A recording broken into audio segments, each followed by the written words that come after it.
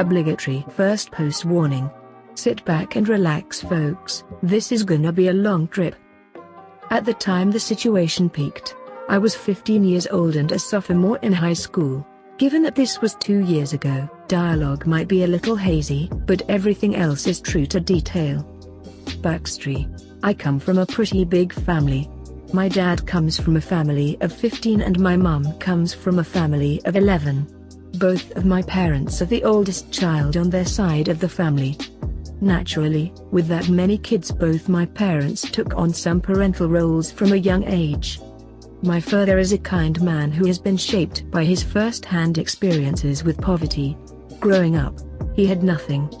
And by the time he was 12 years old, it was time to get to work to help feed the other 14 mouths. My dad loved his siblings and did his best to work hard and bring home money so his siblings didn't go hungry. That was a horror he himself faced when he was a little boy. However, this unconditional love sprouted something that was not as innocent. After he came to America, my dad worked his ass off to give his children the best possible life. He didn't want to have anyone face the same things he did. Cue bratty younger siblings. The love my dad has for his kids oftentimes extends to his nieces, nephews. Although my dad is far from rich, he never denies someone who needs a hand. My aunts and uncles knew this. As previously mentioned, my dad comes from a family of 15. Having faced poverty and knowing how hard it was to raise a family that big, you would think my aunts and uncles would know their limits and have smaller, more manageable families, right? Wrong.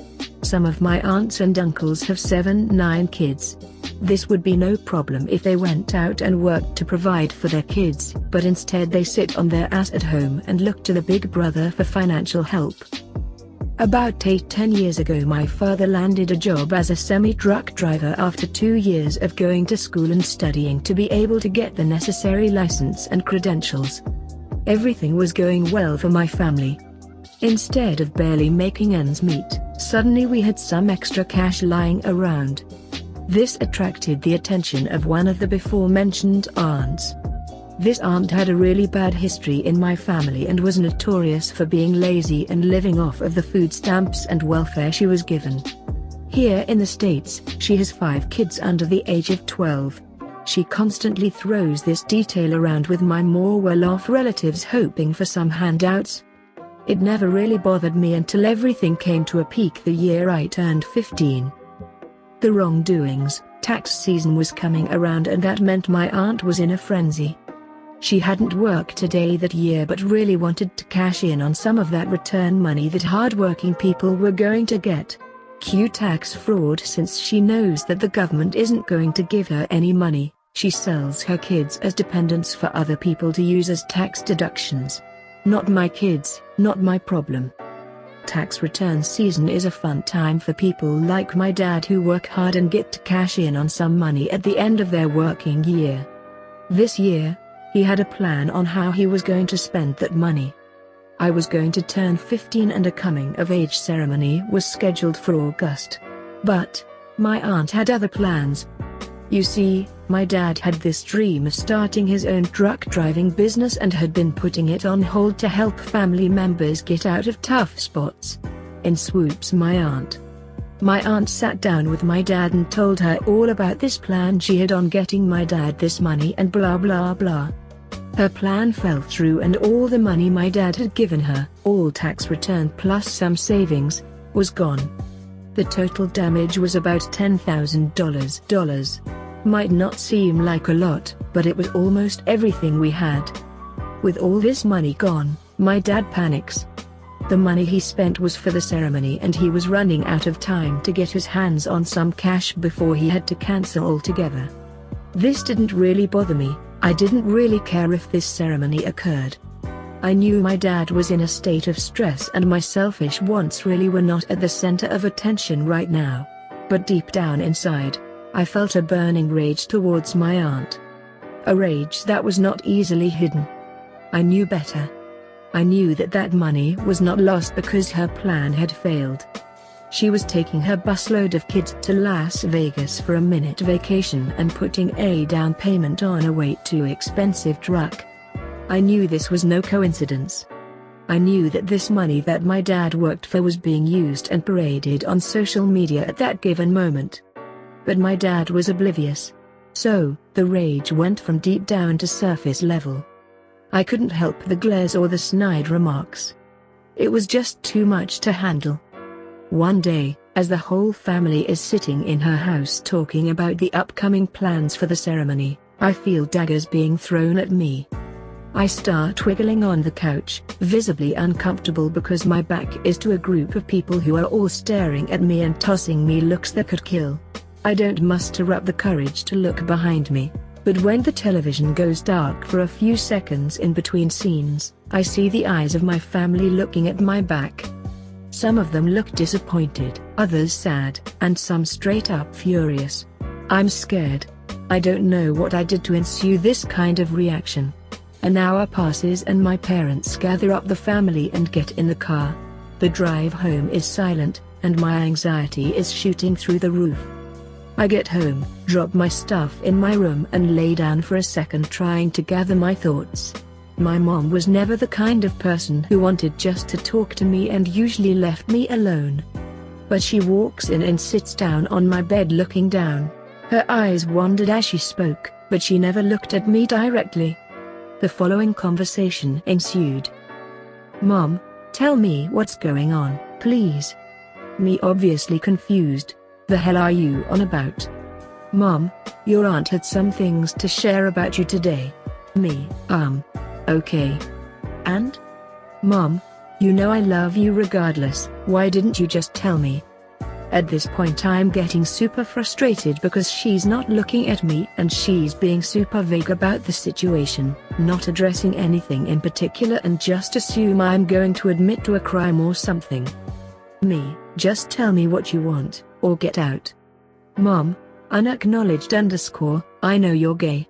Me, what? I was fuming and felt tears welling up in my eyes. My extended family is very conservative and being gay was seen as a sin in my family. I am not gay, I am bisexual. Regardless, I knew admitting to this was only going to cause trouble for me in the future, so I denied everything to hell. I told my mom to leave me alone and to let me think and gather myself. I sat, and I cried. I didn't want to out myself yet because I didn't know how to handle my family's reaction, but this decision was made for me. But in that fear of sadness I know about who could have possibly found out this information in the first place. Then, it hit me. My aunt frequented this local restaurant that was owned by some lady and her husband. Their daughter was one of my classmates and she didn't really like me. Since my aunt frequented this restaurant, she would talk to the daughter while waiting on her meal and brought up that she had a niece that was around her age and asked if she knew anything about me. Since I am more comfortable with my sexuality at school, I'm more open to telling people. Word gets around fast in high school, and obviously this information didn't stay in my friend circle for a very long time. This girl my aunt was talking to had found out this detail as well and willingly relayed the information to my aunt. That sadness and that feeling of helplessness soon turned to rage. I knew who was at fault here. And her bitch ass was sitting at home, still living off my dad's tax return. So, I made my plan. The revenge, that burning anger soon transformed and became a more calculated anger. I knew what I wanted to do and I knew I had to act on it now. So, as much as it hurt me inside to do it, I put on my innocent 15-year-old girl face and smiled politely when around her from then on. I did so with every family member, acting completely oblivious all while I was carrying out my plan. You see, my aunt's current boyfriend had a habit of smoking weed. Harmless, right? He would post videos of himself smoking weed while holding my youngest cousin. There were videos of him drinking alcohol and giving it to his kids as his idea of a joke. He was a nasty person who dedicated himself to smoking pot and laying around the house all day. I hated him as much as my aunt. I screen recorded videos, screenshot his picture uploads and even got my hands on some pictures he posted of his huge pot stash. Even a screenshot of him offering to sell this pot to a minor. I gathered this information for about a month, but it wasn't enough to incriminate him. I wanted to incriminate her too. So, I took to some family members' phones. I, being a teenager, am seen as the family's repairwoman when it comes to things going wrong with technology. Because of this, I have a lot of my family's passwords for Facebook and other social medias. I never used these passwords for anything bad and just kept them in case I got one of those I can't log in calls. But this time, I used this to get my hands on some information. Within a few minutes of digging and searching, I found information regarding the fact that she knew her boyfriend smoked around her children, how she found it amusing and her not wanting to take action on this. I also found more information about her selling her dependents for tax returns and some information on other illegal acts that I will not repeat here. But, man oh man, was that some evidence. I was sick of it. I was sick of having to smile every time I saw that woman, and I was sick of pretending to be someone that I wasn't. I was sick of this disgusting boyfriend that this woman had and how he would treat my younger cousins. I took all this stuff I collected and I gave it to the police anonymously. The following information was given to me secondhand, as I was not there when this happened. When the police went to go investigate these claims, my aunt was out shopping and left the kids in care of the boyfriend. Lo and behold, the house smells of weed. The police knock on the door, no answer. My aunt's boyfriend is scared. He's using a towel to try and get the smell out of the house, and he's telling the kids to go hide in their room. He never answers the door and instead calls my aunt telling her to rush home. The police give up after a while since they do not have a court-issued warrant and cannot enter the premises without the permission of the resident. My aunt gets home and her boyfriend is scared out of his mind. As it turns out, he's doing a lot of illegal shit. They make their decision. A call is made to my dad asking for money. My aunt packed up her car with all the shit she could fit in there and was moving across the country to live with her boyfriend's mother. My dad gave her the money she asked for and I haven't seen her since. Last I heard, she and her boyfriend were doing the same dumb shit. My dad promptly cut off the financial support after he found out from another family member that she was lying to him about using the money for her kids and instead giving the money to her boyfriend so he could smoke it away. Oh well, one more call to police won't hurt. So I was bullied a lot in school, all through the years, distinctly in elementary school for my height. Yes, where all kids are less than 3 feet, less than 1 meter, tall, and being called short meant you were like 3 inches shorter, I guess. I am 22 now and this happened when I was 7. Some details may be lacking, but then again I was 7 so I wasn't really paying attention. I had one best friend at the time. He was a pathological liar, but since I didn't know at the time and I would always be smiling, so I would take blame unwillingly for what he lied about me doing. And when I wasn't in detention for him lying about me doing something, we were hanging out playing during recess. I loved school, but almost every day at recess, I would get bullied by one group of girls that my best friend was sorta friends with. The area for recess is a large asphalt lot with some basketball hoops and more areas to run around with. These girls were particularly vicious with their bullying and would call me all kinds of names and exclude me from basically anything because of my height. But I guess someone let the ringleader of the group watch some not PG movies and started telling me to kill myself and stuff. At this point there have been multiple times where I would go home crying to my parents about the bullying, and my parents would go to the administration just about once or twice a week to complain. They would say that they would have the lunch ladies, basically 70-80-year-old women who volunteer their time at the school, watch out for anything underscore. So one day at recess, I had enough apparently. I was with my friend and they came over to taunt me. As he put it, I started crying and then shit hit the fan. Side note, a funny thing about kids is that they do not typically develop premonitions until later. So it was never about a boy versus a girl, just kid versus kid. Back to the story, I grabbed her hair, threw her to the ground and started punching and kicking and yelling at her, all the while tears streaming down my face. By the time the lunch ladies came over, she was basically lying in a bloody heap on the ground. I do not remember much after that, because the blood rush had made me a little dizzy. But what I can remember was that I was very concerned about the possibility of being suspended, which I wasn't. And she was carted off in an ambulance. Aftermath. This was retold to me by my parents. The girl's parents tried to get me arrested for assault, and when the police wouldn't take me out of school, they tried to kidnap me a day later and take me somewhere after school. But when they tried to put me in their car, I guess when I wormed free. So I ran over to the police officer who usually waits there and asked why they were trying to take me home and why the dad was touching me not knowing that's what that meant at the time. The dad went to jail for a night for pedophilia.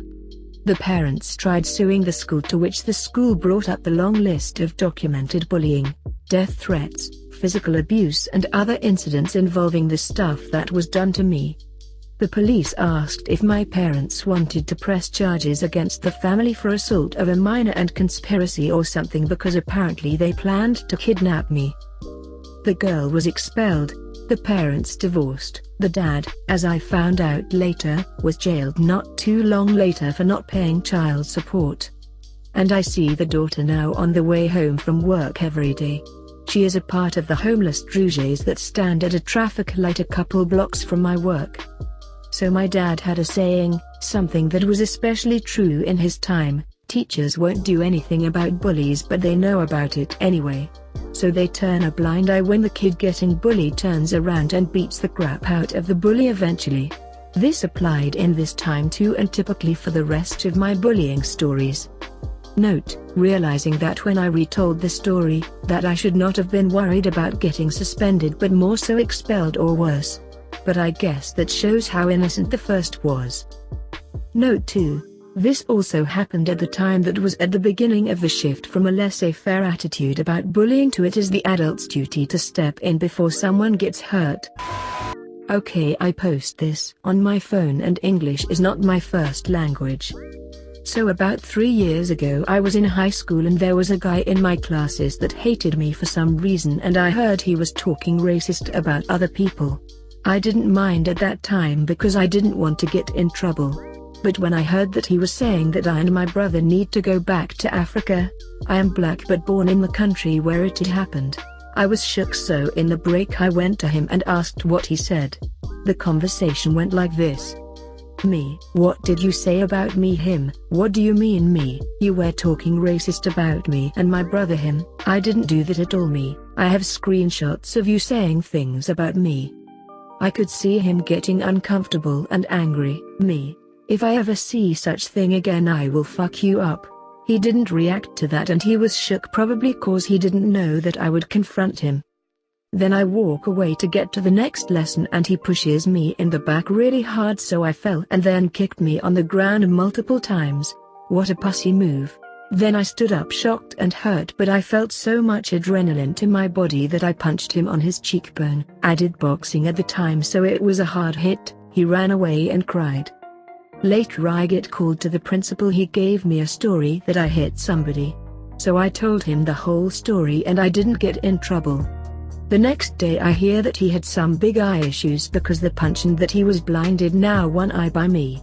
And he got expelled for starting a fight and provoking me. Some sweet revenge.